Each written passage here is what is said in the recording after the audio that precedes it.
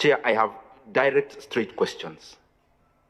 One, PS, in your presentation, you state that the revenues up to the time you presented, 8th of April, have gone up by 3.5%.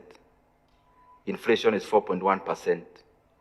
So in real terms, therefore, our revenues have actually gone down in real terms if you discount inflation from the nominal growth of revenue.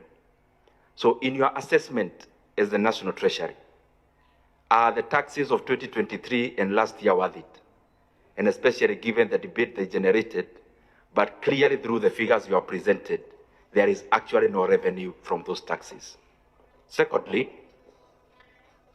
you have stated that you project the revenues as they were stated at 3.3 trillion shillings. I would want to know the kind of how much GDP are you calculating with? Because in your own figures, the GDP I have seen hovering around 18 to 19 trillion, then the 17.2% benchmark you've put on yourself is actually 3.9 trillion, not 3.3.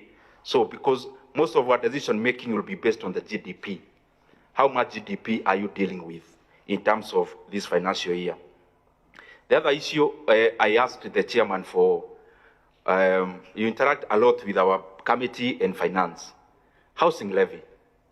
And chairman, forgive me, I'm asking because this presentation is basically more economic. I mean, there is very little budget in terms of what they are seeking. It's more macro, so I'll be finishing soon. In terms of housing levy, your own data shows that construction sector in Kenya went down last year, actually contracted. Given the housing levy that is being deducted, yourself, I mean, your opinion, don't you think this money was better off in private pockets than when we give it to government? And especially given the reason to which we give this money, which is construction, actually shrunk. Securitization is the other question. I want to add on the questions that have been asked. And I have reservations actually around securitization. It's good I make that clear early. One, how much money are we borrowing? Secondly, what percent, that, for what duration? By the time of maturity, how much will we have paid for the entire amount?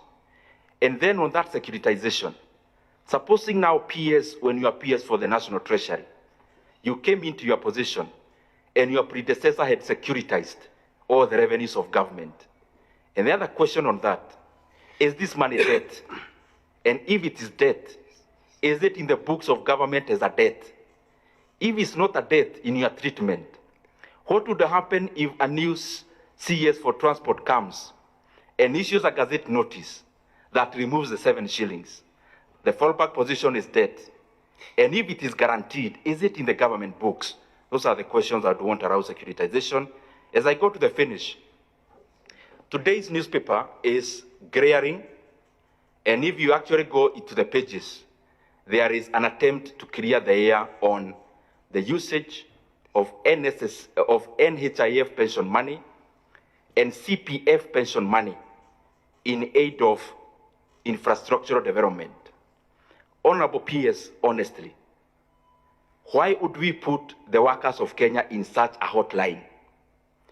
The expressway you already have, and you have their accounts, they made a loss last year.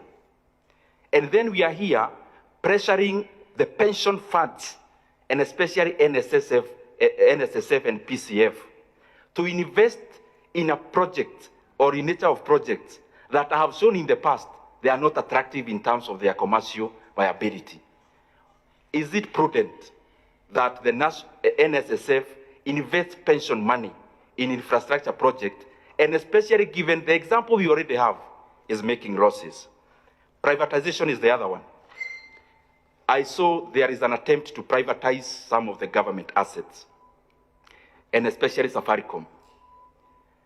I would want to know what is the timeline. Because as you know, Bwana Kibet, I'm sure you are very well versed in that, and especially given you're also a director in Safaricom. The current trading, for example, for Safaricom, given a bear market, cannot be the right time for privatizing Safaricom.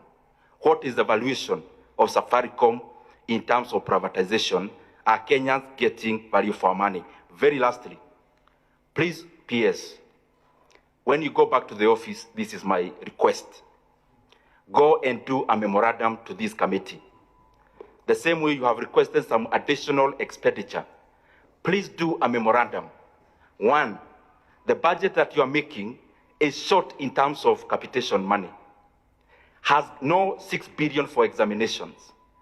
Basically, we are just budgeting, knowing we are going to increase our deficit later. Let us include the critical fundings now. Examination, capitation. Please do a memorandum of including 3.8 billion shillings for UHC healthcare workers, Honorable PS. The entire 8,571 for their confirmation to permanent and pensionable. In a budget of 4.2 trillion, 3.8 trillion is barely just 1% of that money. Actually less, 0.1% of that money. And also include the amount for village elders. For our village elders to be paid around 8,000 a month, you just require less than 10 billion shillings, which is money you can afford as a national treasury to write a memorandum to us. And also, please, the decision that was made through the finance bill in terms of agricultural produce, these are very important issues. We cannot afford to move agricultural inputs from zero rated to exempt, because as we talk now, Uga prices is in its highest prices for the last 18 months. And especially, given we already have subsidy in fertilizer, we cannot afford to increase the cost of agriculture. Thank you very much, Honorable Chair. Very well.